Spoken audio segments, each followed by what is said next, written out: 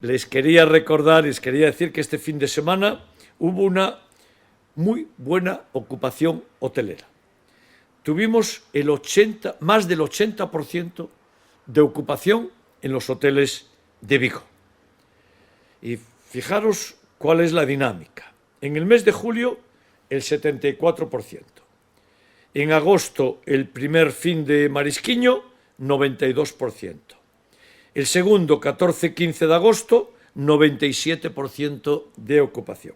El tercero, 21 y 22 de agosto, más del 95% de ocupación. Y el cuarto, 28-29 de agosto, el 80% de ocupación.